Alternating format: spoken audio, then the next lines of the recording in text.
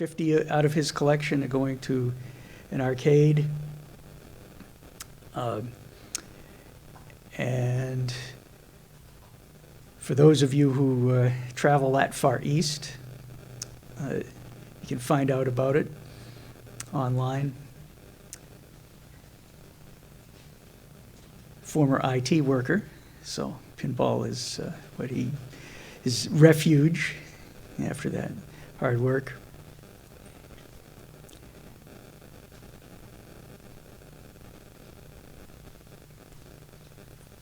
It's called Pinball-orama. Seven's Pinball-orama. And Seven Graylands is the guy's name. Aims to be open for customers before the end of June. So that means next week, I guess.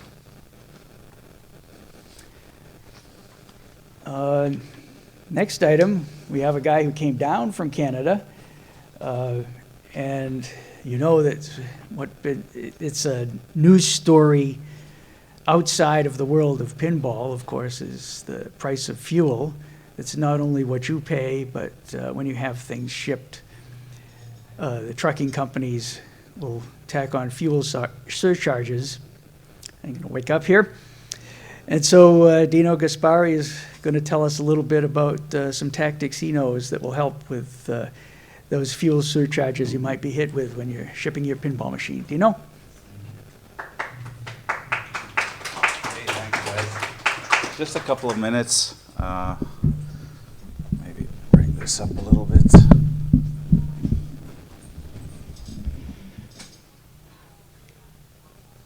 So I'm Dino Gaspari. I'm with shipmypinball.com. Been shipping machines for about 30 years and always looking for ways to pass on to you guys the best way to ship a machine, the best way to insure a machine, and specifically today, the hot news is that I spoke to my a relationship I have with YRC Freight for the last 30 years, and he notified me that dimensional freight quotes are prepackaged fuel charges.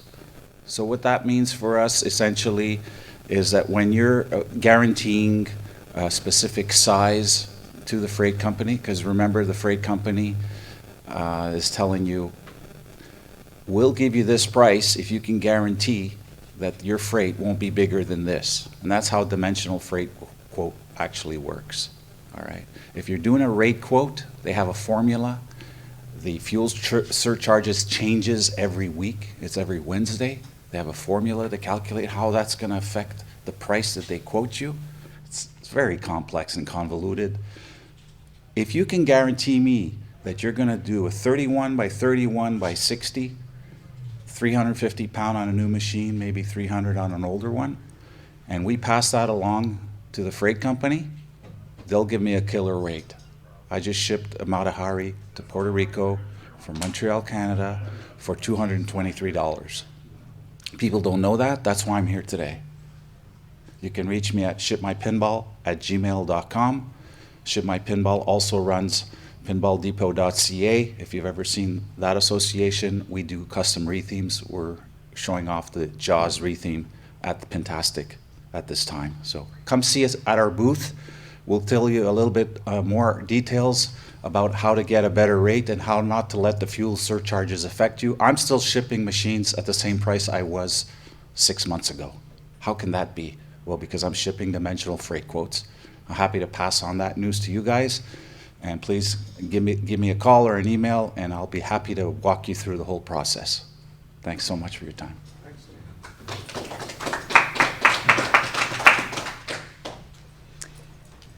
All right. I think when we get Roger Sharp connected up later this morning, he will have some news about his the movie he's involved in, so we'll save that for then. Roger Sharp was unable to get a flight because of a shortage of pilots, so for those of you who are thinking of shipping anything air freight, you might want to keep that in mind, that there's the pilot shortage is affecting a lot of flights, particularly to the smaller airports. So they're going for high volume flight routes. And the last item I have on the planned schedule is the usual update from Project Pinball. So, Dan Spolar, what do you have to tell us today? Oh, I got plenty. We've been busy. Oh, thank you, guys. We've been really busy. You guys probably know what our charity does, but for everybody out there, I'm going to play a short, very short video here. There's a lot of people maybe at home that do not know who Project Pinball is. But we like to help patients by donating pinball machines. We've been doing this since 2011, and we've been doing the Love Across America tour, which we're currently on for 8 years now. 8 years. Even through the pandemic, we were able to find a way to dedicate our pinball machines. And we do this a lot by not flying. We actually drive everywhere we go. You've probably seen the need that we had to put a new engine into the Pinmobile. We had over 350,000 miles on that vehicle. It was my personal vehicle, and then the charity just took over and put all those miles on it, and it's a great pin hauler. And in times like this, we really had a rough time trying to find a new vehicle. So we found out it was way cheaper to get a crate engine and put in there. And so we're back on the road.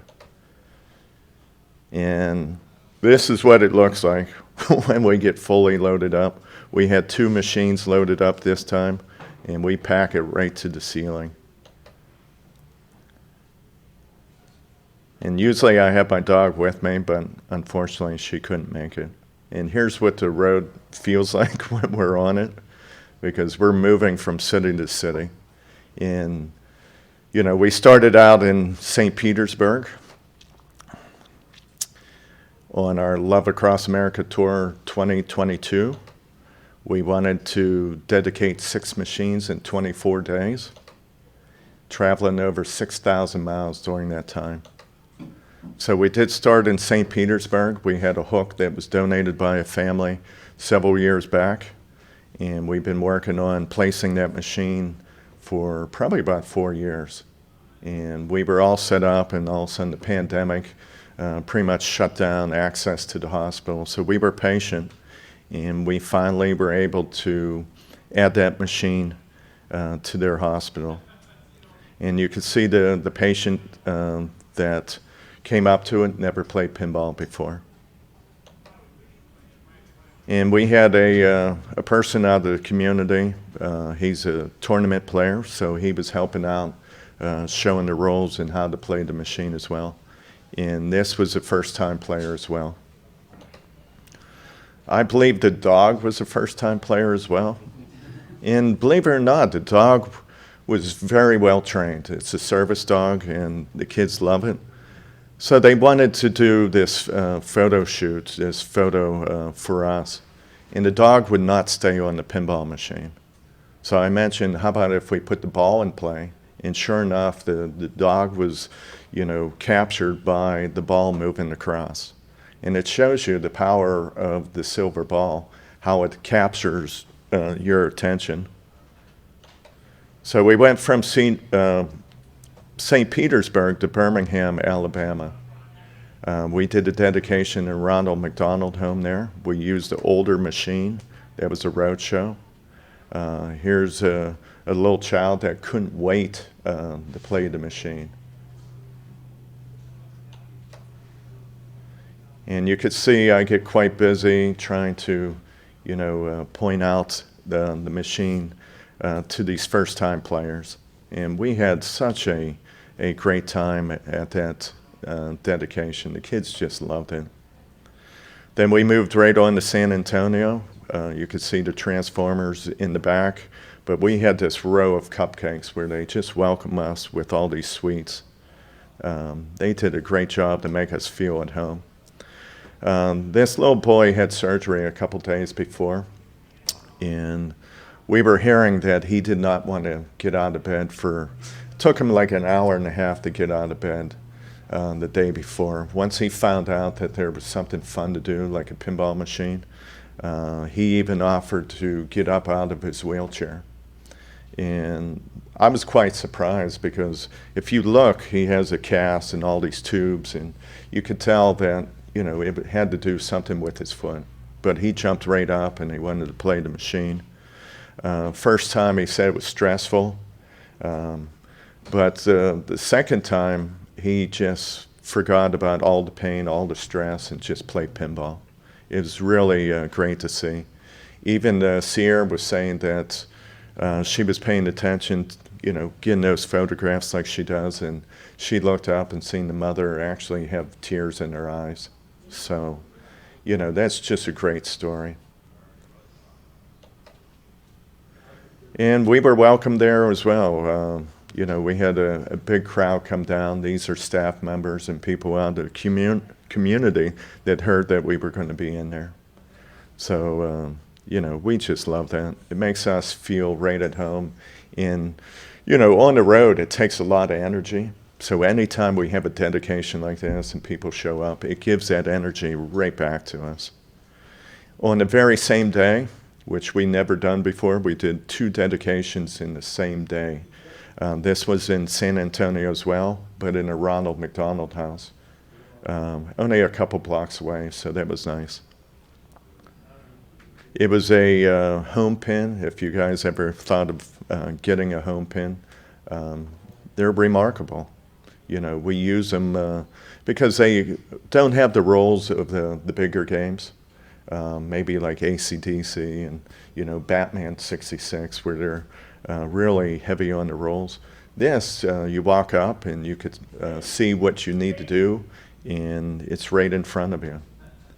So it's a good beginner's game for sure, and it works well in these crowds. And you could see we had patients just roll up to it and want to play. And I love that sign. You know, that was a sign that they had, and I knew I had to pick it up and hold it. But we had plenty of players. They did not want to take turns at all. They did not want to share. They just wanted to keep playing. So from there, we went to a school. It's in Eden Ridge. This was the first time that we placed a pinball machine in a school. And we did so because they have a program where they work with kids with autism and special needs. So we started talking to them, and we have a STEAM and STEM development program that they're taking a look at to help us with, and they're giving us ideas of you know, how they work with their kids there. So it's a beneficial relationship that we have with the hospital or with this school. And you could see we rethemed this machine. It's an older machine, so we had fun with it. We cleaned it up, and it allows us, when we get a donation of an older machine, we sometimes can't put them in the children's hospital because the UL ratings not being attached to the older ones. So we found a home for these older ones now. So we're quite happy about that. But again, the kids would not get off of this machine. When we went to take photographs, they kept facing the machine until the very last minute. Then they would turn around and then swing back as soon as the picture was taken. It was great to see. And you could see they came out in force, you know, to welcome us on, what was that, a Friday afternoon? Or, yeah, Saturday. I'm trying to think. Because when we're on the road, it just all jams together. Sierra's shaking her head like, oh, wow. And the last dedication, our 6th dedication, was in New York City. And it was a special one. It was for Dahlia. She was very special to the New York City pinball community, and very special to us in Project Pinball. She helped us many a times along the way. When she was diagnosed with cancer, she was fighting it and then she had a relapse, and she found out it was terminal. So we contacted her and asked if we could help in some way, and mentioned that we could do a dedication in her name. So she gave us some kind words that we could put on the plaque, and you could see her daughter was so happy that she could read the words that her mother gave to us, and she just said that's her mother. You know, it just described her mother to a T. So it was very special to leave that legacy, to leave that memorial back to someone special. I mean, it was just a great dedication. And we're 61 machines total right now across the United States, which we're very happy about. And this was a machine, I just added this to the slideshow because Derek was actually talking to me about this machine. It's one that we dedicated last year in Cincinnati Ronald McDonald Home. And what we did was we cut the legs down, re-welded them, so the machine sits, you know, inches from the floor.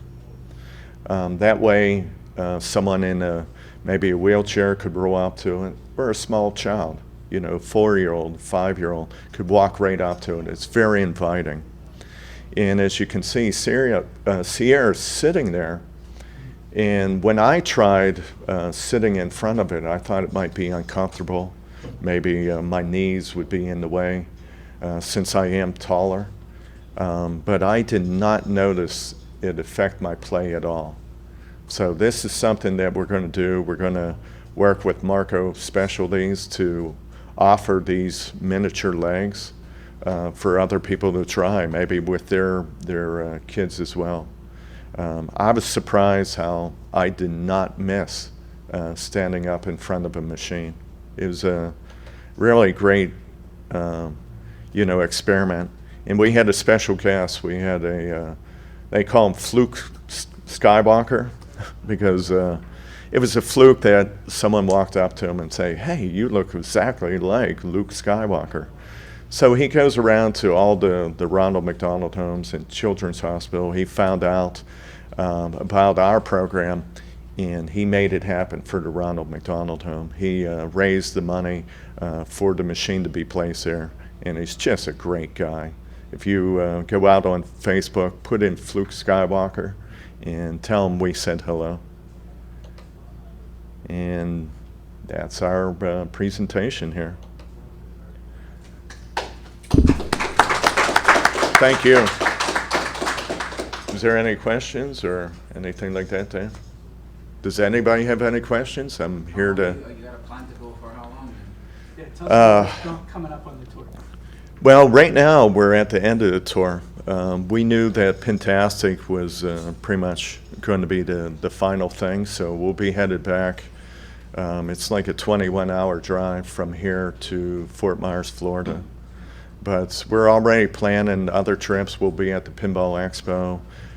We'll be out on the West Coast for Pinball at the Lab. We're going to be doing the fundraiser there. But we have other dedications coming up, hopefully at the end of the year. If not, you'll see them in the spring. But Love Across America, as you see, is a way for us to keep the cost down and control what happens to our machines. We had 2 machines in the Escalade when we left. That way we could hand deliver them, make sure that they're in pristine condition, just like we had them before they might have been shipped. Sorry, Dino. But, you know, we love giving that specialized service. Yes? Where do you source your games? It depends. You know, if we're dealing with Stern, you know, we have a distributor that we've been dealing with for years. If it's Jersey Jack, we deal with Jack directly. He's really great to work with. American Pinball, now it's Dave Fix, you know, so all these guys, they know who the charity is and who we are. We've been dealing with them as pinball enthusiasts before the charity, so they just think it's great. You know, they see their product in the hands of kids, and You know, they just really appreciate what we do. So they do help us out as much as they can. Nice. Any other questions? I got answers, I hope. Thank you, guys. Thank you.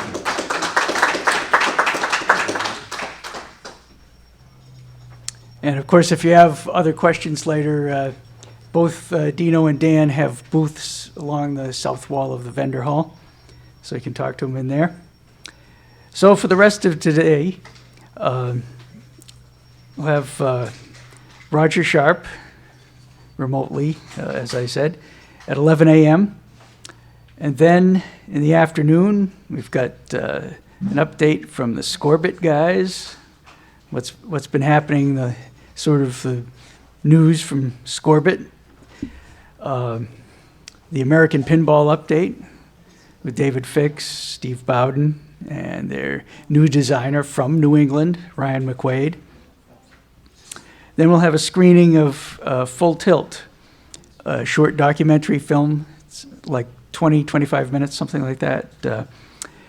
Again, a Canadian story about a guy who had a passion to open an arcade. 3:45 p.m., Jim Patla, famous game designer and pinball executive, will sit down with me right up front here, and this will probably be the most extensive review of his 50-year career in pinball that has ever been done. And then at 6 p.m. tonight, the Jersey Jack crew rolls in, and they'll talk about what's been going on there. And again, another New Englander who went pro as a pinball game designer, Mark Seiden, will be around to tell his stories of his first few months at Jersey Jack Pinball.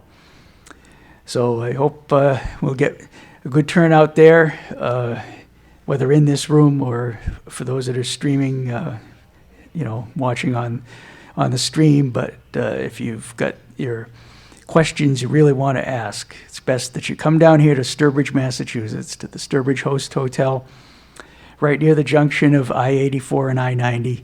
Come on in live to see the people and ask your questions live in the room and interact with our special guests.